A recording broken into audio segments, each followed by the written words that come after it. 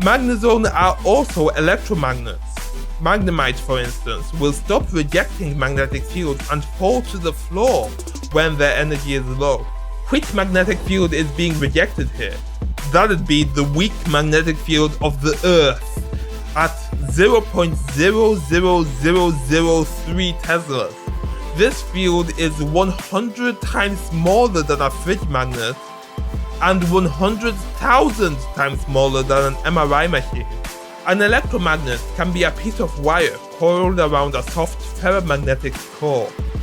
When I say soft, I don't mean the core is made of silly putty, but that it is easy to start and stop producing a magnetic field by closing and opening the electrical circuit.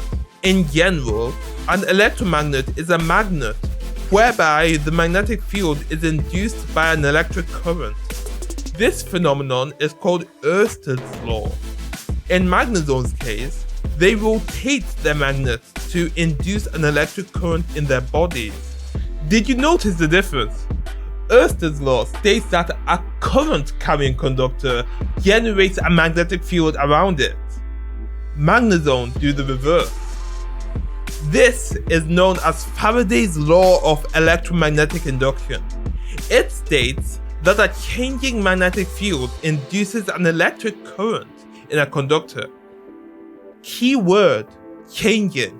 When Faraday connected a battery to one of the coils, he saw a brief pulse of current in the other coil. And when he disconnected the battery, he saw a pulse of current in the other direction. He realized that current was induced in the second coil only when the magnetic field through it was changing. When Magnezone do not spin their magnets, they don't generate an electric current. Also, the faster the magnets spin, the Pokédex accurately predicts that the power of Magnezone will increase. Conventional electromagnets are limited to fields of around 2 Teslas. Superconducting magnets allow Magnezone to have a magnetic field strength strong enough to levitate their 180 kilogram bodies. Recall that a superconductor can support an electric current indefinitely. Historically, classical physicists have debated whether Magnezone holds the key to infinite energy, but quantum field theory explains that energy is being lost in the magnetic fields produced by the magnets. Okay, are you still with me? Like this video if you are. Let me end this video with a discussion on the biology of Magnezone. If you have looked at what the Pokédex says about Magnemite, you will quickly discover that almost the whole Pokemon world has been made to believe that Magnemite emit anti-gravity. When Magnezone are born, the egg contains a superconducting fluid that expels iron, titanium, and traces of platinum from the center into a spherical shell with the support of enzymes. What looks like threaded screws on its body are magnetoresistive antennae that allow Magnemite to sense electromagnetic variations. These antennae are an alloy of nickel and iron and have a similar composition to mu metal. Magnetoresistance is the change in electrical resistance in a material when subjected to a magnetic field.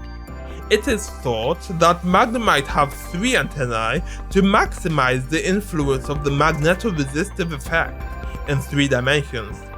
Just like magnetotactic bacteria evolved to align themselves with the Earth's magnetic field, so too do these antennae align themselves with the Earth's field so Magnemite can stay correctly oriented in 3-dimensional space.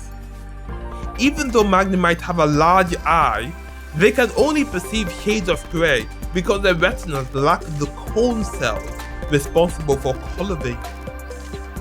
What about the question that has plagued mankind since the dawn of time? Do Magnemite emit anti-gravity? No. A more meaningful question to ask would be, is levitation possible? The answer to that would be a resounding yes. And it's not an ability exclusive to Pokemon. Maglev trains, or magnetic levitation trains, levitate using magnets, hence the name. As I already mentioned, a superconductor can levitate over a magnet due to the Meissner effect. Normally, this mechanism is broken when the applied magnetic field is too strong. This is where the antennae can act as a redundant magnetic shield. Moreover, Magnemite cores are made of a Type 2 superconductor, which allows excess flux to penetrate Magnemite in a controlled way that allows Magnemite to develop an opposing magnetic field. Magneton are simply three Magnemites that form a close bond with each other. This relationship-building ability has led many ecologists to suggest that a biological Pokemon must have some equivalent of sexes. An anecdote I remember well was provided by Jack in his amusing keynote during a conference at the World Pokemon Ecological Society, where he reasons that the weight discrepancy between Magneton and Magnemite was due to the spontaneous annealing of Magnemite's amorphous structure to form a denser, more close-packed structure, followed by the accretion of silver and gold, which he called the love metals. When pressed with questions about Magnemite's general weakness to fire though, he couldn't answer. Magneton can famously produce powerful radio waves capable of raising temperatures by 2 degrees Celsius within a 1 kilometer radius. Each of the Magnemites generates an alternating current on its body as each of its cores rotate at around 2.5 GHz. This produces radio waves within the microwave frequency range. This frequency of waves, which is the same frequency of waves produced by your microwave oven, can heat water through dielectric heating. Each Magnemite produces a coherent signal such that the amplitudes, or equivalently, the amount of energy transferred per second, is tripled thanks to a phenomenon known as constructive interference. Professor Lavington was the first to theorize that a magnetic field causes the molecular structure of Magneton to become Magnezone in the late 19th century. Can a magnetic field change the molecular structure of an object?